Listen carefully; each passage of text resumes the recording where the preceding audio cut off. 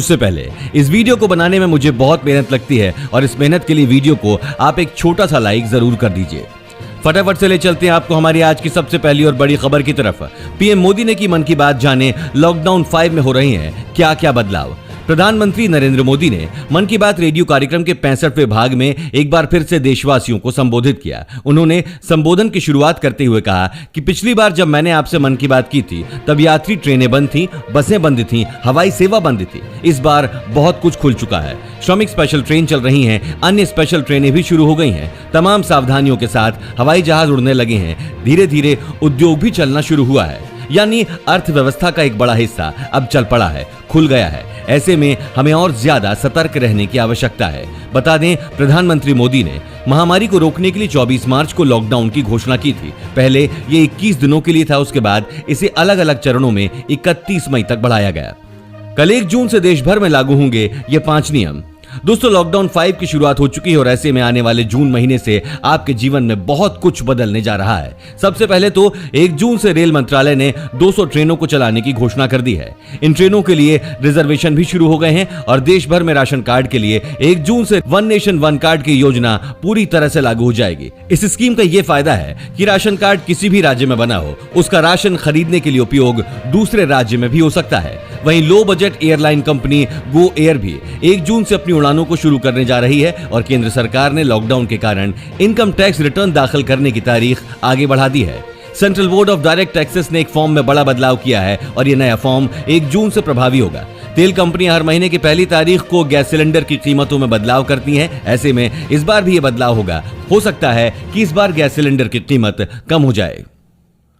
दोस्तों, इस चैनल पर हम आपको देश और दुनिया भर की सबसे बड़ी खबरें सबसे पहले बताते हैं। अगर आपको भी दुनिया भर की खबरें सबसे पहले चाहिए तो चैनल को बिना भूले नीचे दिए गए लाल बटन को दबाकर सब्सक्राइब जरूर कर दें और बेल आइकन प्रेस कर दें। स्कूल फीस को लेकर दिल्ली सरकार ने दिया यह आदेश। महामारी के कहर के कारण देश ही क्या, दुनिया थम गई है। इस मुश्किल की घड़ी में बच्चों के स्कूल भी बंद पड़े हैं, लेकिन कुछ स्कूल बच्चों से फीस के नाम पर ठगी करने में लगे हुए हैं। ऐसे ही स्कूलों को चेतावनी देते हुए दिल्ली के शिक्षा मंत्री मनीष सिसोदिया ने दिल्ली वालों को एक बड़ी राहत दी है। दिल्ली के शिक्षा मंत्री ने कहा है कि मुख्यमंत्री अरविंद केजरीवाल ने आदेश दिया है कि किसी भी प्राइवेट स्कूल को, चाहे वो सरकारी जमीन पर चल रहा है या गैर सरकारी जमीन पर चल रहा हो, उसको फीस बढ़ाने की इजाजत नहीं दी जा सकती। सरकार से पूछे बिना कोई भी स्कूल फीस नहीं बढ़ा सकता, चाहे वो कोई भी स्कूल हो। इसके अलावा कोई भी स्कूल 3 महीने की फीस नहीं मांगेगा और ट्रांसपोर्टेशन फीस नहीं ले सकता। कोई भी स्कूल 1 महीने की ट्यूशन फीस के अलावा कोई फीस नहीं ले सकता। इस वीडियो को देखते रहिए दोस्तों, क्योंकि आगे आने वाला है। लॉकडाउन में चली गई है नौकरी तो ना हो परेशान, मोदी सरकार देने जा रही है यह खास मौका। देखते रहिए। लॉकडाउन के बीच 21,000 रुपए से कम सैलरी पाने वालों के लिए सरकार ने ये की बड़ी घोषणाएं। केंद्र सरकार ने ईएसआई का फायदा उठाने वाले कर्मचारियों का वार्षिक एक मुश्त अंशदान जमा न होने के बावजूद 30 जून 2020 तक कर्मचारियों को सभी मेडिकल सुविधाएं उपलब्ध कराने का ऐलान किया है। आपको बता दें कि ईएसआई योजना का लाभ उन कर्मचारियों को मिलता है जिनकी मासिक आय 21,000 रुपए से कम हो और जो कम से कम 10 कर्मचारियों वाली कंपनी में काम करते हो। ईएसआईसी ने ऐलान किया कि लॉकडाउन के चलते कंपनी के कर्मचारियों का वार्षिक एक मुश्त अनुदान जमा नहीं कर पाने के बावजूद भी कर्मचारियों की मेडिकल सुविधाएं नहीं रोकी जाएंगी। कर्मचारी राज्य बीमा निगम ने कंपनियों को राहत देते हुए फरवरी और मार्च महीने का अंशदान जमा करने के लिए समय सीमा को 15 मई 2020 तक के लिए बढ़ा दिया है। देश भर में किए लॉकडाउन को ध्यान में रखते हुए यह फैसला लिया गया है। 1 जून से बदल रहे हैं राशन कार्ड से संबंधित ये नियम, आप भी जान लें। महामारी संकट के बीच 1 जून से देश में one nation one ration card को लागू किया जा रहा है। इसकी शुरुआत 20 राज्यों और केंद्र शासित प्रदेशों से होगी। इस योजना के तहत देश के गरीबों को किफायती कीमत पर राशन मिलेगा। वित्त मंत्री निर्मला सीतारमण ने आत्मनिर्भर राहत पैकेज की घोषणा के दौरान इसका जिक्र किया था। ये लागू होने के बाद राशन कार्ड का फायदा देश के किसी भी कोने में उठाया जा सकता है। इस योजना को लागू करने के लिए सरकार को देश की सभी राशन दुकानों पर पीडीएस मशीनें लगानी है। इस स्कीम से अभी 67 करोड़ लोगों को फायदा मिलेगा। One nation one ration card लागू होने के बाद गरीबी रेखा के नीचे जीने वाले लोग किफायती कीमत पर देश के किसी भी कोने में राशन खरीद सकते हैं। लॉकडाउन में चली गई नौकरी तो ना हो परेशान, मोदी सरकार देने जा रही है ये खास मौका। मीडिया रिपोर्ट्स के अनुसार लॉकडाउन से लोगों की जा रही नौकरियों को लेकर केंद्र सरकार के श्रम मंत्रालय में काम तेज है। श्रम और रोजगार मंत्रालय की माने तो लॉकडाउन के बीच मंत्रालय के नेशनल कैरियर सर्विस प्रोजेक्ट के तहत ऑनलाइन जॉब मेला लगने वाला है।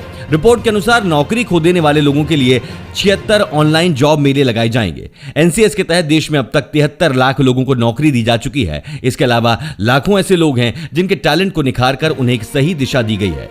इससे उन्हें अच्छे जॉब के लायक बनाया गया। रिपोर्ट के अनुसार ट्रेनिंग में इंडस्ट्री के डिमांड के हिसाब से बेरोजगार युवाओं को ट्रेनिंग दी जाएगी। उन्हें हिंदी और इंग्लिश में सिखाया जाएगा कि अच्छे जॉब के लिए खुद को प्रेजेंट कर सके। इसी के साथ दोस्तों आप आगे की बड़ी खबरों में देखने वाले हैं किसानों के लिए बड़ी खबर। 31 जुलाई से पहले रजिस्ट्रेशन कराने वालों को मिलेगा इस स्कीम का फायदा। और पुलिस में निकली है 4000 से ज्यादा भर्तियां, 12वीं पास कर सकते हैं आवेदन। साथ ही देखेंगे एसबीआई ने फिर किया अपने ग्राहकों को अलर्ट, दी ऐप को लेकर चेतावनी। किसानों के लिए बड़ी खबर, 31 जुलाई से पहले रजिस्ट्रेशन कराने वालों को मिलेगा इस स्कीम का फायदा। मोदी सरकार की स्कीम प्रधानमंत्री फसल बीमा योजना का फायदा उठाना चाहते हैं तो खरीफ फसलों के बीमा की आखिरी तिथि 31 जुलाई 2020 है। जो किसान बीमा सुविधा नहीं चाहते हैं वो अंतिम तिथि के 7 दिन पहले ही लिखित रूप से अपनी बैंक शाखा को अवश्य सूचित करें।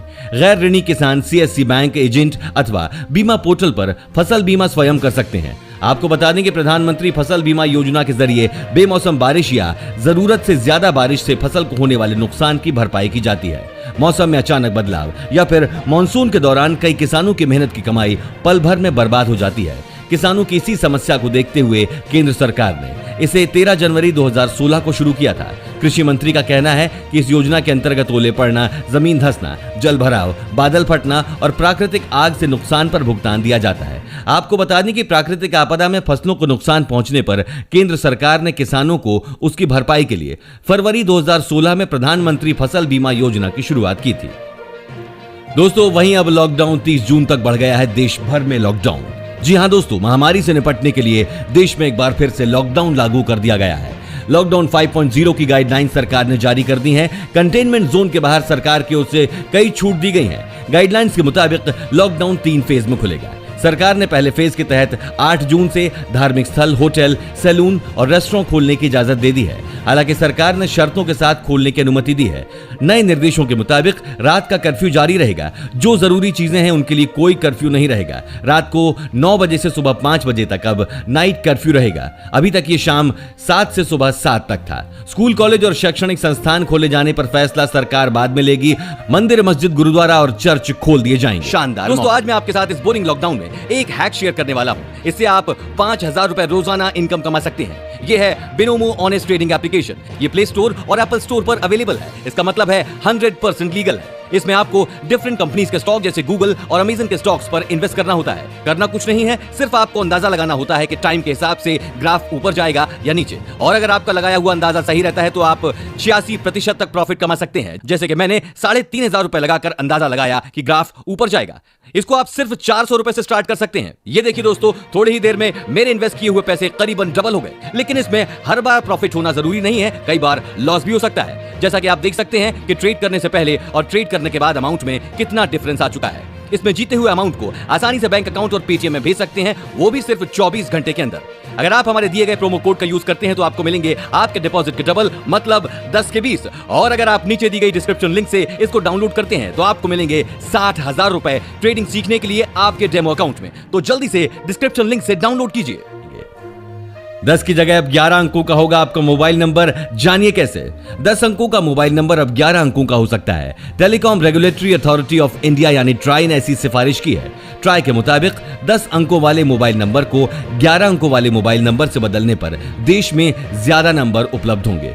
मोबाइल नंबर्स को 10 अंकों की जगह 11 अंकों में बदले जाने के अपने प्रस्ताव से देश के दूरसंचार कंपनी ट्राई ने कहा है कि अगर मोबाइल नंबर को 10 की जगह 11 अंकों का कर दिया जाए तो देश में मोबाइल नंबर्स की उपलब्धता बढ़ जाएगी। यानी मोबाइल नंबर 11 अंकों का कर दिया जाए और पहला नंबर 9 रखा जाए तो देश में कुल 10 अरब नए मोबाइल नंबर बनाए जा सकेंगे। इसके साथ ही ट्राई ने फिक्स लाइन से कॉल करते समय मोबाइल के आगे 0 लगाने की भी सिफारिश की है।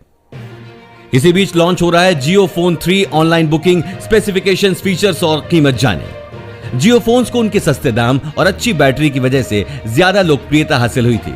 इस फीचर फोन का इस्तेमाल इस वक्त भारत की एक बड़ी आबादी कर रही है। इस सीरीज में कंपनी अभी तक 2 फोन को लॉन्च कर चुकी थी, अब आ रहा है जियो फोन 3।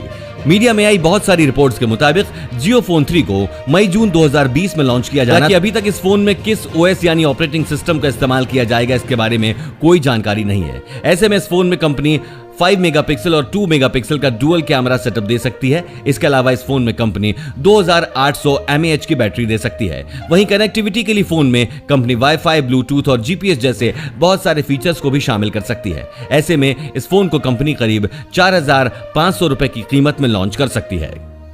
एसबीआई ने फिर किया अपने ग्राहकों को अलर्ट, दी ऐप को लेकर चेतावनी। देश के सबसे बड़े सरकारी bank state bank of India ने अपने ग्राहकों को अलर्ट करते हुए ऐप को लेकर सावधानी बरतने की सलाह दी है। बैंक ने अपने ट्विटर हैंडल के जरिए इसकी जानकारी दी है। आपको बता दें कि पिछले हफ्ते एसबीआई ने खतरनाक बैंकिंग वायरस से अलर्ट किया था। बैंक का कहना है कि कुछ मोबाइल ऐप से आपके फोन को खतरा हो सकता है, क्योंकि ये ऐप निजी जानकारियां चुरा सकती हैं।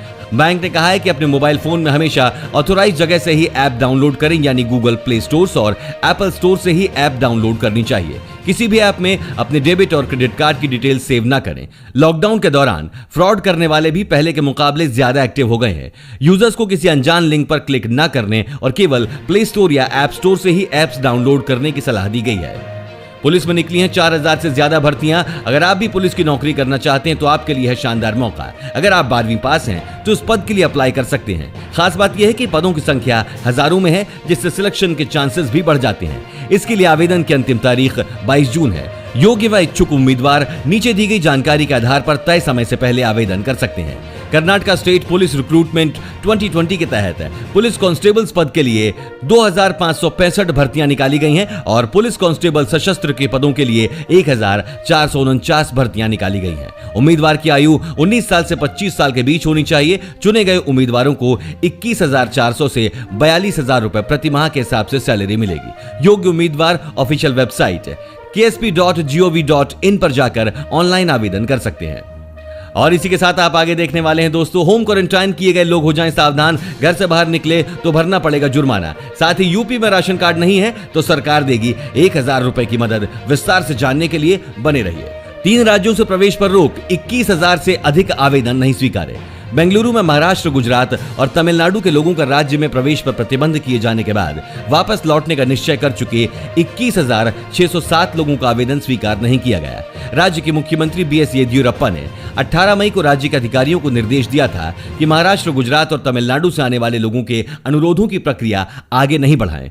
उन्होंने इन राज्यों से आने वाले लोगों में वायरस के मामलों की बढ़ती संख्या को कारण बताया था। सुप्रीम कोर्ट के हस्तक्षेप के बाद राज्य सरकार ने मरीजों के इलाज के लिए आवश्यक सेवाओं की आवाजाही की अनुमति दी थी। अब महाराष्ट्र, गुजरात और तमिलनाडु से लोगों के प्रवेश पर रोक लगाने की घोषणा हुई। उस समय सेवा सिंधु पोर्टल पर आने वाले 75% आवेदनों को अनुमति दी जा चुकी थी। अधिकारियों ने कहा कि जिनके आवेदन पहले से ही मंजूर किए गए हैं उन्हें चरणों में प्रवेश की अनुमति दी जाएगी, लेकिन अब नए अनुरोधों को मंजूरी देने की प्रक्रिया पर रोक लगा दी गई है। हालांकि सुप्रीम कोर्ट के आदेश के बाद रोक हटा दी गई। होम क्वारंटाइन किए गए लोग हो जाएं सावधान, घर से बाहर निकले तो भरना पड़ेगा जुर्माना। मध्य प्रदेश में महामारी के खतरे को देखते हुए सतर्कता बरतने की बहुत जरूरत है, जिसके लिए सरकार अब नए कदम उठा रही है। प्रदेश में अब होम क्वारंटाइन किए गए व्यक्ति को भी नियमों का उल्लंघन करना भारी पड़ सकता है। होम क्वारंटाइन की अवधि में बाहर निकलने वाले को 2000 रुपए का जुर्माना भरना होगा। प्रदेश में चीनी बीमारी के संदिग्ध कुछ सिम्टम्स वाले मरीजों को होम क्वारंटाइन करने के साथ साथ कुछ शर्तें भी माननी होंगी। मरीजों को होम क्वारंटाइन होने के लिए स्वास्थ्य विभाग के नियमों का पालन करना होगा। अगर कोई व्यक्ति नियमों का उल्लंघन करता है तो उसे जुर्माना भरने के साथ साथ क्वारंटीन सेंटर में जाकर रहना होगा। एक बार मौसम का हाल देख लेते हैं। आंधी बारिश ने कहीं दिलाई राहत तो कहीं बनी आफत। दोस्तों, इस सप्ताह की शुरुआत में कहा गया था कि बंगाल की खाड़ी में उठे चक्रवात के कारण केरल में मानसून 1 जून तक पहुंच सकता है, जो कि आमतौर पर इसके पहुंचने का समय है। दिल्ली एनसीआर में आंधी के साथ बारिश हो सकती है। आईएमडी के हिसाब से 50 से 60 किलोमीटर प्रति घंटे की रफ्तार से हवाएं चल सकती हैं। लेकिन मौसम विभाग ने यह भी कहा है कि दिल्ली एनसीआर में 8 जून तक लू वापस आने की उम्मीद नहीं है, यानी 8 जून तक दिल्ली वासियों को लू से राहत मिलेगी। वहीं पिछले कुछ दिनों से असम में लगातार बारिश हो रही है। लगातार बारिश की वजह से नदियों के पानी का लेवल काफी बढ़ गया है, जिसकी वजह से 6 जिले प्रभावित हुए हैं। यूपी में राशन कार्ड नहीं है तो सरकार देगी 1000 रुपए की मदद। लॉकडाउन के बाद से अलग अलग राज्यों से लाखों की तादाद में मजदूर वापस अपने घर आए हैं। इनमें से एक बड़ी संख्या यूपी के मजदूरों की भी है। इससे पहले योगी सरकार ने दिहाड़ी मजदूरों के खाते में 1,000 रुपए देने का फैसला किया था। सीएम योगी के इस ऐलान से राज्य के 35 लाख मजदूरों को फायदा होगा। इसके साथ मनरेगा मजदूरों को भी तुरंत भुगतान देने का ऐलान किया था। 1,000 रुपए की सहायता राशि सीधे अकाउंट में जाएगी। इनके अलावा दिहाड़ी वालों को अनाज दिया जाएगा। 1.65 करोड़ परिवारों को अनाज उपलब्ध होगा। बीपीएल परिवारों को 20 किलो गेहूं, 15 किलो चावल मुफ्त दिया जाएगा। पीडीएस दुकानों के जरिए अनाज दिया जाएगा। राजस्थान बोर्ड की बची हुई परीक्षा इस दिन से शुरू हो सकती है, जानिए टाइम टेबल। राजस्थान शिक्षा बोर्ड अध्यक्ष डॉक्टर डीपी जारोली ने जानकारी देते हुए बताया कि राजस्थान बोर्ड की बची हुई बोर्ड परीक्षाएं 18 जून से शुरू होंगी। उन्होंने बताया कि 12वीं कक्षा की परीक्षाएं 18 से 30 जून तक और 10वीं की परीक्षाएं 27 से 30 जून तक होंगी। 10वीं की 29 जून को सामाजिक विज्ञान और 30 जून को गणित की परीक्षा होगी। वहीं 12वीं गणित की परीक्षा 18 जून को होगी। बाकी परीक्षाओं का टाइम टेबल भी राजस्थान बोर्ड ने अपने ऑफिशियल साइट पर जारी कर दिया है। दोस्तों, आपको क्या लगता है कि कौन से महीने में चीनी बीमारी पूरी तरह से भारत से खत्म हो जाएगी? अपना जवाब मुझे कमेंट करके जरूर बताएं। और साथ ही अगर आपको ऐसे न्यूज हर रोज अपने मोबाइल फोन पर चाहिए तो बिना भूले हमारे चैनल को नीचे दिए गए लाल बटन को दबाकर सब्सक्राइब जरूर कर दें। धन्यवाद।